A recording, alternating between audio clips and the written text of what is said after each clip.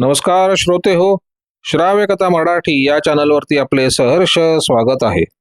श्रोते हो, श्राव्य कथा मराठी या चॅनलवरती मी सध्या आपल्याला सुप्रसिद्ध रहस्य कथाकार श्री बाबूराव अर्नाळकर यांनी लिहिलेली आणि मनोरमा प्रकाशन यांनी पुनर्मुद्रित केलेली एक थरारक कथा सादर करत आहे. कथेचं नाव आहे ज्वालामुखी. या कथेचा भाग 3. आपल्यासारखीच एक तरुणी कार चालवत आहे पाहून कांचनची भीती बरीच कमी झाली होती. ती ओरडत नव्हती. तिचा राग नाहीसा झाला होता. तिचे वडील अद्यापि जिवंत आहेत. झुंजारनंच त्यांना हॉस्पिटलात नेलं आहे आणि तेथे त्यांची प्राण वाचवण्याची खटपट सुरू आहे असं झुंजारने तिला सांगितलं होतं आणि त्यावर विश्वास ठेवावा असं तिचं मन तिला सांगत होतं. थोड्या वेळानं तिची 100% खात्री पटली.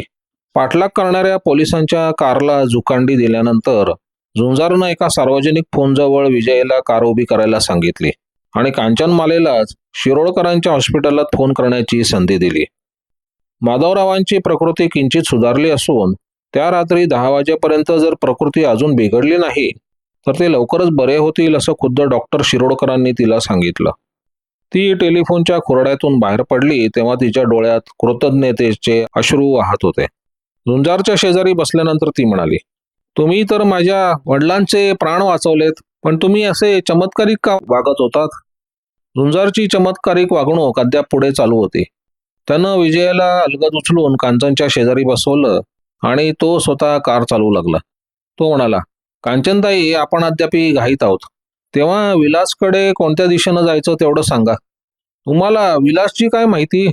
तिनं आश्चर्याने विचारलं. मला काहीच माहिती नाही.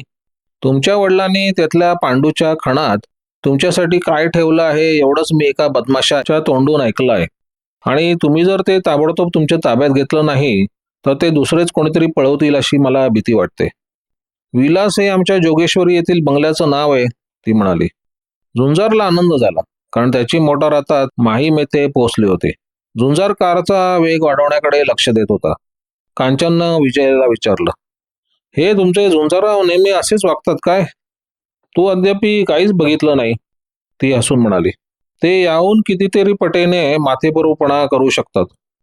झुंजार वेगानं कार चालवत होता त्यामुळे कांचनला काही बोलण्याची संधी मिळत नव्हती. ते जोगेश्वरी येथे कधी पोहोचले हे तिच्या लक्षात आलं नाही, पण नंतर तिनं तो एकांतातील गावाबाहेरील जुन्या पद्धतीचा छोटा बंगला त्याला दाखवला. झुंजारची कार जेव्हा त्या ठिकाणी पोहोचली तेव्हा चांगलाच अंधार पसरला होता. त्यावेळी त्या बंगल्यात कोणीच नव्हतं. बंगल्याच्या बाहेरच्या बागेची व्यवस्था एका माळ्यावर सोपवण्यात आली होती आणि त्या माळ्याची बायको बंगल्याची साफसफाई करत होती. पण ते जोडपं गावात राहत होतं. आम्ही कित्येक वर्ष इथे आलो नाही, कांचन माहिती देत असताना म्हणाली. ही जागा माझ्या आईची आवडती होती. ती देवाघरी निघून गेल्यानंतर आम्ही येथे राहण्याचं सोडून दिलं. आईची आठवण म्हणून बाबांनी हा बंगला जशाचा तसा राहावा म्हणून व्यवस्था केली होती. पण माझ्याजवळ चावी नाही, तेव्हा आपण आता घरात कसे जाणार? चावीची काही आवश्यकता नाही, झुंजार हसून म्हणाला. त्यानं आपल्या जवळचं एक छोटंसं हत्यार काढून त्या बंगल्याचे पुढचे कुलूप क्षणात उघडले. तिनंही मुळीच वेळ घालवला नाही. ती झुंजार आणि विजयाला घेऊन घराच्या माळ्यावरील एका छोट्या खोलीत गेली होती. त्या ठिकाणी एक मोडकी खुर्ची आणि धुळीने भरलेली मोठी बाहुली बघून आपण येथे ते कशासाठी आलो हे क्षणभर विसरली. ही माझी खेळण्याची खोली, ती मृदू स्वरात म्हणाली. लहानपणीच्या अनेक आठवणींनी ती गहिवरली होती. ती पुढे म्हणाली, याच खोलीत मी लहान असताना खेळण्यात बराच वेळ घालवत असे. मी तुम्हाला आता पांडूचा खण दाखवते. ती त्या माळ्याच्या मध्यभागी असलेल्या एका लाकडी खांबाकडे गेली आणि त्या खांबाच्या एका भागावर जोरानं हात दाबून तिनं तो वर सरकवला. त्यामुळे बेमालूमपणे अडकवलेली लाकडाची वीतभर फळी वर सरकली आणि त्या खांबात तयार करण्यात आलेला एक छोटा खण झुंजारला दिसला.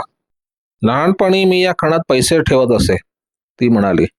या ठिकाणी हा खांब पाण्यामुळे किंवा इतर कशामुळे खराब झाला होता. आमच्या पांडू सुतारानं तेवढाच भाग बेमालूमपणे कापून माझ्यासाठी हा चोरखण तयार केला होता, म्हणून मीच त्याला पांडूचा खण असं नाव ठेवलं होतं.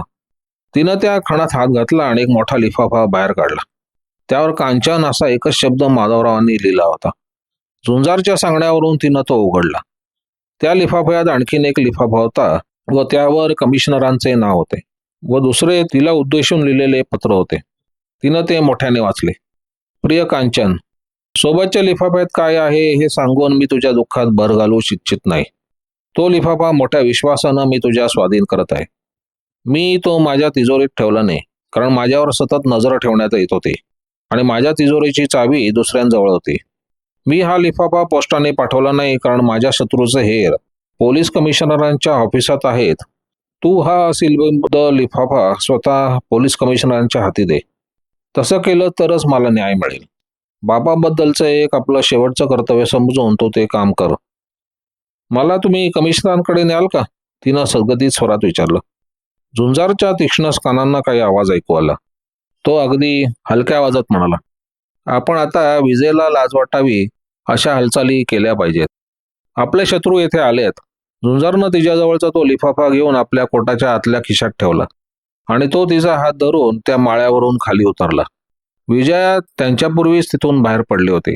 झुंजार तिथून एरवी 7 सेकंदात बाहेर पडला असता, पण आता त्याला कांचनमुळे 17 सेकंद लागले होते. ते त्या बंगल्यातून बाहेर पडले आणि त्यांना बऱ्याच अंतरावर उभ्या असलेल्या फाटकातून एक कार येताना दिसले. मला वाटतं आपण यातून सहज निसटू, झुंजार आत्मविश्वासाने म्हणाला. त्यांच्या मार्गात काही अडथळे होते.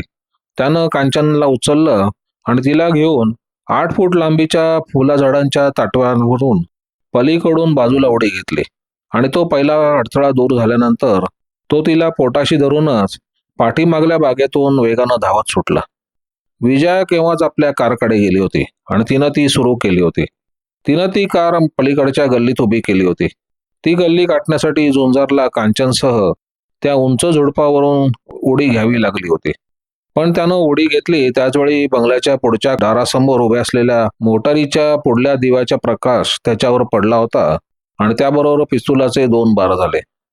झुंजारला त्या गोळ्यांचे फक्त गुणगुणे ऐकू आले, पण शत्रूच्या त्या पहिल्या सलामीने खुश होऊन झुंजार मोठ्याने हसला होता.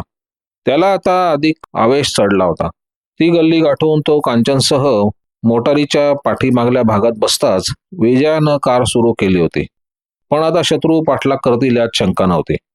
बदमाशांची कार मधली झुडपे तुडवत त्यांच्या रोखानं धावत होती. ती कार वेगवान होती आणि मधलं अंतर जास्त नव्हतं. विजयानं कार रस्त्यावर आणल्यानंतर झुंजारनं तिला बाजूला सरकण्यास सांगून उडी घेऊनच मोटर चालवायला जागा पटकावली होती आणि कार आपल्या ताब्यात घेतली होती. तसल्या गोष्टी त्या साहसी जोडप्याच्या अंगवळणी पडल्या होत्या, पण कांचनला आपलं हृदय बंद पडेल असं वाटलं होतं. ती वेगानं धावणारी कार विजयानं चाकावरील आपले हात काढून घेताच बाजूला एखाद्या खड्ड्यात पडली तर काय घडेल असं तिला वाटलं होतं, पण तसं काही घडलं नाही. झुंजारनं उडीसरशी मोटारीचं चाक पकडलं होतं आणि त्याबरोबर वेगही वाढवला होता. मुलीनं घाबरू नका, झुंजार हसून म्हणाला. आपण त्यांना आता सहज कित्येक मैल वेग वाढवून मागे टाकून देऊ. पण तो तसं बोलत असताना त्याची चर्या उतरली. मोटारीत आता फक्त 1 गॅलन पेट्रोल शिल्लक आहे असं समोरच्या घड्याळाचा काटा दर्शवत होता. आता पाठलाग करणाऱ्यांच्या हाती सापडण्याची भीती निर्माण झाली होती, पण झुंजार कच खाणारा नव्हता. तो निराळी युक्ती शोधत होता. तुम्ही तयारीत राहा, आता गंमत होणार आहे, झुंजारनं त्या दोघींना सावध केलं. विजयानं पेट्रोल संपत आलं हे बघितलं होतं आणि तिनं बोटानंच ते कंचनलाही दाखवलं होतं. तो काहीतरी विशेष करणार आहे दोघींच्या लक्षात आलं होतं, पण काय करणार आहे त्यांना समजत नव्हतं. त्यांच्या दृष्टीने तरी पाठलाग करणाऱ्यांच्या तावडीतून सुटण्याचा काही मार्ग नव्हता. झुंजारनं कारचा वेग वाढवला होता. मोटारीचे यंत्र उरलेल्या पेट्रोलचे झपाट्याने शोषण करत होते. त्या वेगामुळे पाठलाग करणारे थोडे मागे पडले होते. त्याला रस्त्याला पुढले वळण दिसताच झुंजारनं त्या दोघींना सूचना दिल्या. तुम्ही बाहेर उडी घेण्याच्या तयारीत राहा, आपण आता थांबणार आहोत. बाजूच्या झुडपात उडी घ्या, तो म्हणाला. झुंजारनं मोटारीला वळण देऊन लागलीच ब्रेक दाबून ती थांबवली. त्या क्षणी विजयनं कांचनचा हात धरून बेधडक बाहेरच्या झुडपात उडी घेतली. झुंजारनं तेथे असलेल्या फाटकाकडे मोटर वळवून आणि ब्रेक सोडून बाहेर उडी घेतली. मोटर ते फाटक तोडून वेगानं आत शिरली. हे सर्व एका क्षणात घडले. ती कार फाटकातून आत शिरत असताना बदमाशांची मोटर तिथे पोहोचली होती. झुंजारची कार फाटकावर आदळताच तिच्या पुढच्या दिव्यांचा चुरडा उडाला होता आणि अंधारातच ती मोटर कुठे गेली हे समजण्यास मार्ग नव्हता. रामनाथ ड्रायव्हरच्या शेजारी बसला होता आणि त्यानं ओरडून ती कार थांबवायला सांगितली होती. तो जीवावर उदार झाला होता. जेव्हा कांचनसह झुंजारनं त्या झुडपात उडी घेतली तेव्हाच पांडूच्या खणात जे काही होतं ते झुंजारनं हस्तगत केलं हे रामनाथनं ओळखलं होतं.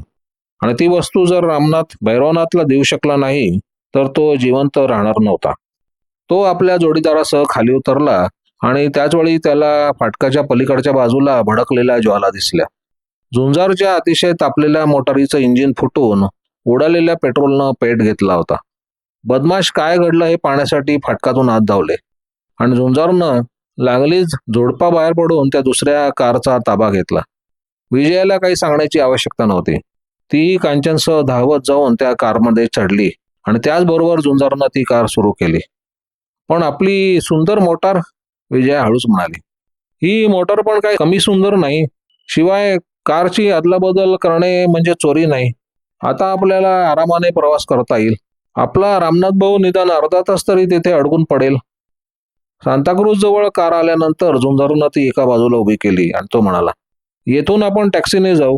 रामनाथ खात्रीनं भैरूला फोन करेल आणि तो आपली कार अडवण्याचा प्रयत्न करेल.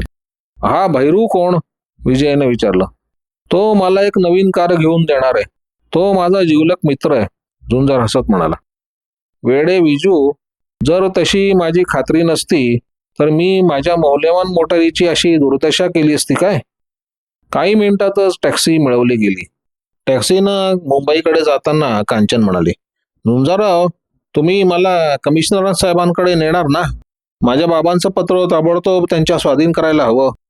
झुंजार हसून म्हणाला, वेडे, अशा रात्रीच्या वेळी कमिशनर आपली वाट बघत ऑफिसमध्ये बसून राहतील असं तुला वाटतं की काय? आपण आता घरी जाऊ. तेथून हॉस्पिटलमध्ये फोन करून तुझ्या वडिलांची चौकशी करू. नंतर फोनवरूनच कमिशनर साहेबांनाही गाठण्याचा प्रयत्न करू. बोळ्या कांचनला त्याचं म्हणणं पटलं. पण झुंजार तो लिफाफा कदापिही पोलिसांच्या स्वाधीन करणार नाही हे विजयला माहिती होतं. वाटेत काही भानगड न होता ते आपल्या मुक्कामावर पोहोचले आणि त्यांना घराच्या पायरीवरच उभे असलेले आनंदराव दिसले.